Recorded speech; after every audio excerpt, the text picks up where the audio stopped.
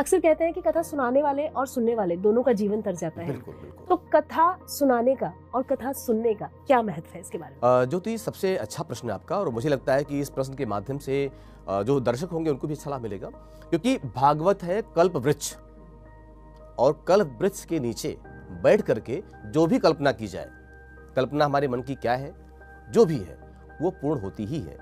श्रोता और वक्ता दोनों की कामनाएं पूर्ण होती हैं, क्योंकि वो कहाँ बैठे हैं? कल्प वृक्ष की छाया में।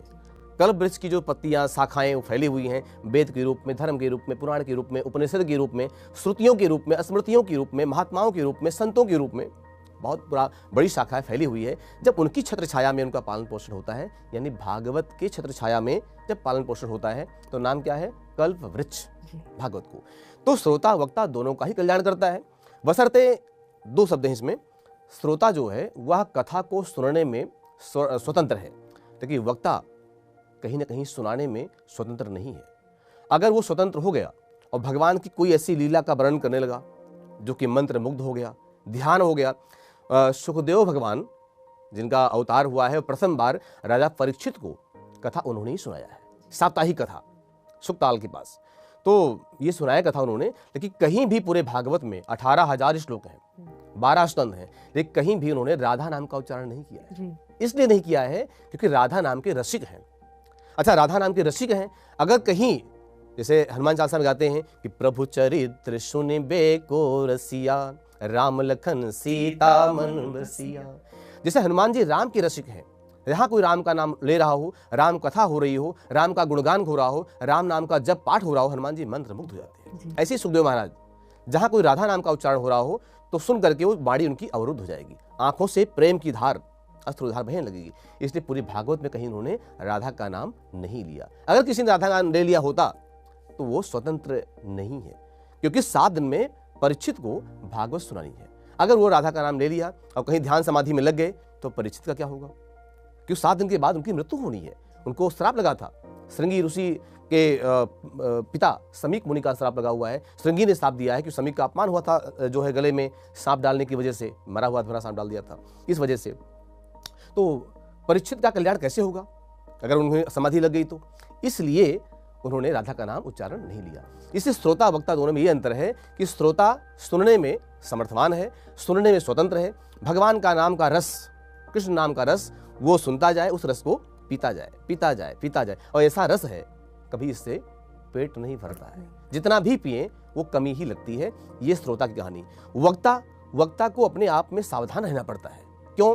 अगर वह सुबह के पाली में, प्रातः पाली में या सायं पाली में अगर जो है कथा सुना रहा है वक्ता, तो उसको ये ध्यान देना पड़ता है कि हमें कहीं ऐसी कोई कथा, या कई बार वही वक्ता है, मन उसके पास भी है, बुद्धि उसके पास भी है, विवेक उसके पास भी है, तो मन को कहीं ना कहीं वो बहुत न्यूट्रल रखता है, सावधान रखता है कि भगवान के नाम या भगवान के चरित्र में कहीं हम न खो जाएं। अगर हम खो गए तो इन श्रोताओं का क्या होगा जो बैठे हैं? कथा इनको कौन सुनाएगा, कैसे सुनाएगा? तो ये जो है वक्ता इस बात का ध्यान रखते हुए, और श्रोता को कैसे समझाना है, कैसे बुझाना है, मुख्यतः ये देखा जाता है कि जब कथा सुनाई जाए और श्रोता कथा सुन रहा है, वो व्याकरण का पढ़ा हुआ आचार्य क्यों ना हो, और वो कोई ऐसा गंवार व्यक्ति क्यों ना हो जिसको किसी शिक्षा दीक्षा नहीं मिली है, सामान्य जनजीवन से है, ऐसा व्यक्ति क्यों, मतलब कि एकदम निराक्षर, कोई पढ़ा लिखा नहीं है। कथा उसको भी समझ में आए और कथा उसको भी समझ में आए जो बहुत अच्छा पढ़ा लिखा भी है। ये वक्ता की जो है कह सकते हैं उसकी प्रतिभा है, उसका ज्ञान है कि वो सबको ध्यान में रखते हुए और अच्छे अच्छे संत महात्माओं का उदाहरण देते हुए, वेद का उदाहरण देते हुए, शास्त्र का उदाहरण देते हुए, रामायण के राम की चौपाइयों का उदाहरण देते हुए बहुत अच्छे तरीके से कथा को समझाए बुझाए। ये श्रोता के जो है सुनने का फल और वक्ता के कहने का फल, क्योंकि कल्प वृक्ष की छाया में दोनों हैं, दोनों ही फलेंगे फूलेंगे। भक्ति दोनों के अंदर जागृत होगी। क्यों होगी? कहते हैं कि रामचरितमानस में कि मोहे न नारी, नारी के रूपा, पन्नगारी यह चरित अनुपा। इसका अर्थ क्या है युति जी? मोहे न नारी, नारी के रूपा। नारी स्त्री है और दूसरा एक है भक्ति, दूसरा है माया। स्त्री दोनों ही हैं, दोनों ही नारी हैं। तो क्या एक स्त्री कभी दूसरी स्त्री को मोहित होगी? दूसरी स्त्री कितनी भी सुंदर हो, लेकिन क्या एक स्त्री दूसरी की स्त्री के ऊपर मोहित हो सकती है? नहीं। लेकिन जिसके अंदर भक्ति आ गई, भक्ति भी स्त्री है और माया वह भी स्त्री है। तो कभी जिसके अंदर भक्ति आ गई, माया वहां नहीं आएगी, और जिसके अंदर माया आ गई, भक्ति माता कहती है वहां क्या जाके करूंगी मैं, क्योंकि उसके अंदर पहले से एक देवी बैठी हुई है। भाई सौतन के पास कौन जाएगा? तो भगवान की दोनों ही हैं, माया भी भगवान की है, माया भी भगवान की है, और भगवान ही उसको नचा रहे होते हैं, और माया अपनी उंगली पर संसार को नचा रही होती है। तो जिसके हृदय में, जिस वक्ता या श्रोता के हृदय में भक्ति मां विराजमान हो गई हो, फिर समझ लीजिए कि वहां पर माया नजदीक नहीं आएगी। माया दूर से ही प्रणाम करके और चली जाएगी।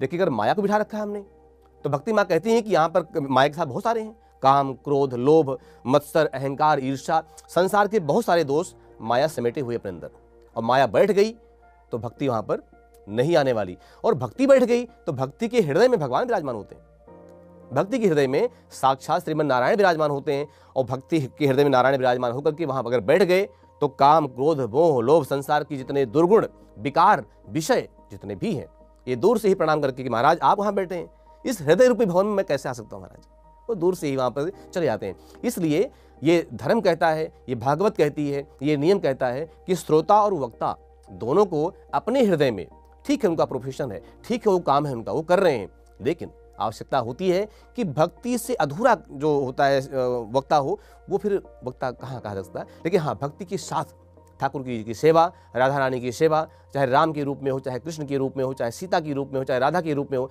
पार्वती के रूप में हो, शिव के रूप में हो। कथाएं तो 18 जो है 1000 श्लोक हैं लगभग भागवत में, और 18 पुराण भी हैं।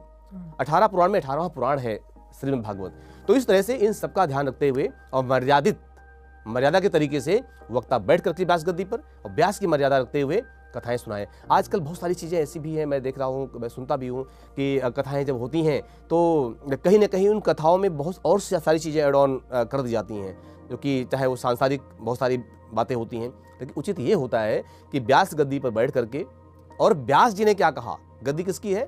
व्यास जी। इसलिए व्यास जी ने उस भागवत में क्या लिखा है, तो उस कथा को ही वहाँ रखा जाए। उसमें बहुत सारे ऐसे उदाहरण हैं जो उदाहरण संसार को दिए जा सकते हैं, उदाहरण से समझाया जा सकता है। तो इस तरह से श्रोता और वक्ता के ये नियम होने चाहिए, और दोनों का अच्छा फलन फूलन जीवन में भक्ति के मार्ग से होता रहता है।